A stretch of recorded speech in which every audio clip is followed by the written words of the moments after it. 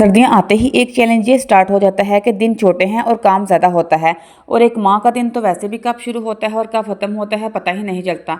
तो आज मैं आपको दिखाऊंगी कि किस तरह विंटर के 4 डेज़ में मैं घर के कामों को मैनेज करने के साथ साथ खुद के लिए भी टाइम निकालती हूँ और सर्दियों के दिन को कैसे प्रोडक्टिव और काम बनाती हूँ। तो अस्सलाम वालेकुम, कैसे हैं मेरी यूट्यूब फैमिली। उम्मीद करती हूँ आप सब खैरियत से होंगी। तो नॉर्मली फजर के बाद उठकर नमाज़ वगैरह पढ़ने के बाद मैं थोड़ी देर रेस्ट करती हूँ। फिर मेरी बेटी के स्कूल जाने का टाइम हो जाता है तो मैं 7 बजे उठ जाती हूँ। अगर आप सुबह जल्दी उठकर अपने कामों का आगाज़ करती हैं ना तो आपके कामों में बहुत बरकत होती है। और जब तक आपकी प्लानिंग नहीं होगी ना कि आज आपने कौन सा काम करना है तो कोई भी काम वक्त पर नहीं होगा। और हर काम के लिए अगर पहले से प्लानिंग की होगी ना तो काम को मैनेज करना ईजी हो जाता है। और काम आपके तभी मैनेज होंगे जब आप जल्दी उठेंगी। और अगर आपकी सुबह का आगाज़ अल्लाह के नाम से हो जाता है ना तो आपके कामों में वैसे ही बरकत आ जाएगी। और जब आप सुबह उठती हैं तो माइंड में एक लिस्ट भी बना लिया करें कि आज आपने क्या काम करना है, कौन सा काम आपने कल पर छोड़ना है। तो बस मैं यहाँ सुबह उठ के दोपहर के खाने के लिए आटा गूंथती हूँ। इसको मैं आटा जब मैं गूंथती हूँ तो इसको मैं 10-15 मिनट के लिए भिगो कर रख देती हूँ। इस तरह आटा गूंथने में ज़्यादा मेहनत भी नहीं लगती है, रोटियाँ भी बड़ी अच्छी बनती हैं। और जब आटा गूंथ कर बर्तन में डालती हूँ ना तो इसके ऊपर एक ऑयल वगैरह का हाथ लगा लिया करें। इस तरह आपका आटा नरम रहेगा। तो इधर मैंने सोचा कि मैं अपना जो सैंडविच मेकर है इसको भी साफ़ कर लेती हूँ, क्योंकि अक्सर बच्चे लंच वगैरह के लिए सैंडविचेस वगैरह बना कर लेके जाते हैं तो इसमें कुछ केचप वगैरह गिर जाती है, तो कभी आमलेट वगैरह कुछ ऑयल वगैरह के दाग पड़ जाते हैं। तो अक्सर वो जब डस्ट पड़ती है ना इसके ऊपर तो वो बड़ा गंदा लगता है। और आप लोग भी इलेक्ट्रिक अप्लायंस को ज़रूर साफ़ करती रहा करें, क्योंकि जब आप यूज़ करती हैं ना चीज़ तो मिट्टी पड़ जाती है, अक्सर मक्खियाँ वगैरह भी बैठ जाती हैं। यकीन करें इन चीज़ों पर टाइम बिल्कुल भी नहीं लगता। मोबाइल पर बिल्कुल टाइम नोट कर लिया करें। मुश्किल से 2-3 मिनट लगते हैं। वो छोटी छोटी चीज़ें होती हैं जो आपका इनका अगर आप इनका ख्याल कर लेती हैं तो बड़े लंबे अरसे तक चलती हैं। आजकल तो वैसे भी महंगाई के दौर में बंदा चीज़ें लेना रोज़ रोज़ अफोर्ड भी नहीं कर सकता। तो पहले से अगर आप इनका एहतियात कर लेंगी ना तो आपके पैसे भी बच जाएंगे और चीज़ें लंबे अरसे तक महफूज रहेंगी। और ये सैंडविच मेकर मेरे जहेज़ का है और यकीन करें इसकी क्वालिटी बहुत ही ज़्यादा अच्छी है। ये एक बार भी ख़राब नहीं होगा और ऑलमोस्ट मुझे इसको यूज़ करते हुए 8 साल हो गए हैं। और बच्चे भी लंच वगैरह के लिए कुछ ना कुछ बनाते ही रहते हैं और दिन को भी कुछ ना कुछ कभी कभी बना ही लेते हैं। तो ये काफ़ी ज़्यादा अच्छा है। लेकिन मैं तो ऐसी चीज़ें यार पसंद नहीं करती हैं। मैं कोशिश करती हूँ कि अपना नाश्ता जो है ना वो थोड़ा हैवी करूँ, क्योंकि सुबह ही मैं नाश्ता करती हूँ फिर रात को खाना ही खाती हूँ।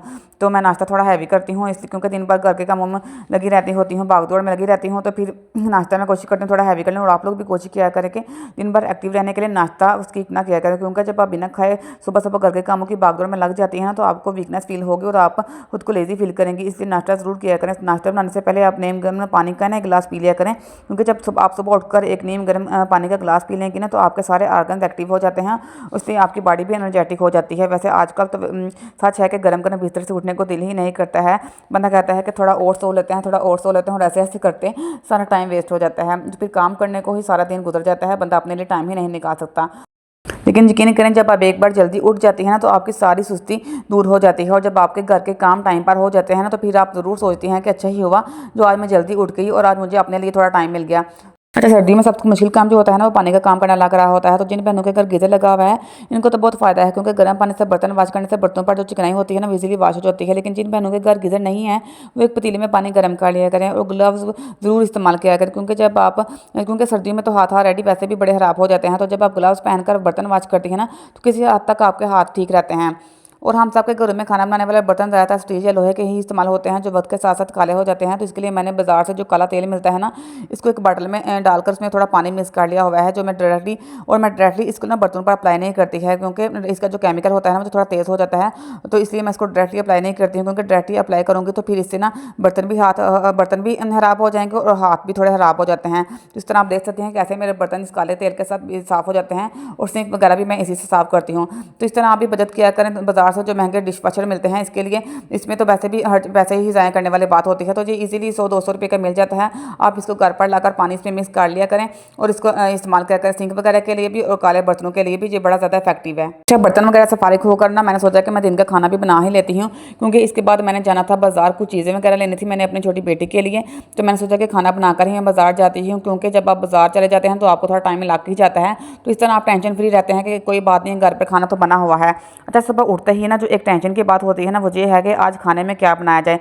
ये तो हर घर में ही मसला चल रहा होता है। तो रोज़ रोज़ समझ ही नहीं आती है कि क्या पकाएं, क्योंकि दोपहर का खाना तो एक ऐसी चीज़ है जो हर घर में बनता ही है, चाहे आप अलग फैमिली में रहती हैं या फिर जॉइंट फैमिली में रहती हैं। तो सबकी कोशिश यही होती है कि खाना वगैरह जो है वो टाइम पर बनाकर फ्री हो जाएं।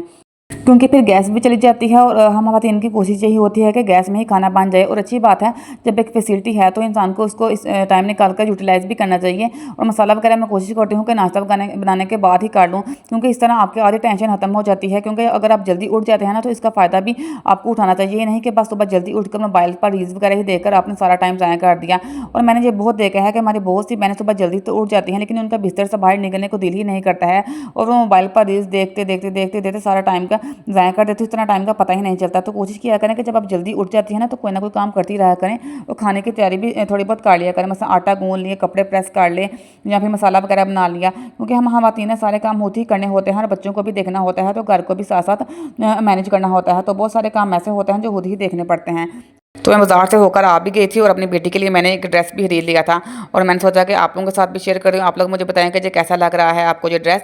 इसमें दो कलर थे, एक ग्रीन कलर था और एक रेड कलर था। मैंने सोचा कि ये रेड वाला ले लेती हूँ, ग्रीन में वैसे भी साइज़ अवेलेबल नहीं था, तो रेड में मुझे ईजिली साइज़ मिल गया था। ये बहुत ज़्यादा ओवर भी नहीं है और इसको वैसे भी आप किसी इवेंट वगैरह पर भी ना कैरी कर सकते हैं। तो वैसे तो सर्दियों में मैं कोशिश करती हूँ कि जीन्स शर्ट भी हो, क्योंकि मोटे ड्रेस ही पहनाने होते हैं बच्चों को। और मेरी बेटी वैसे भी ये इस तरह के जो कपड़े हैं ना कम ही पसंद करती है, वो जीन्स शर्ट में ही कंफर्टेबल रहती है। मैंने सुबह उठते ही अपने हस्बैंड से झूमर वाश करवा कर ना तो उसको हैंग करवा दिया था, क्योंकि गर्मियों में मक्खियाँ वगैरह जब बैठती हैं ना तो ये बड़ा ही ज़्यादा गंदा हो जाता है। तो मैंने सोचा इसको ना साफ़ करके तो फिर हैंग दोबारा कर देती हूँ उसके ऊपर।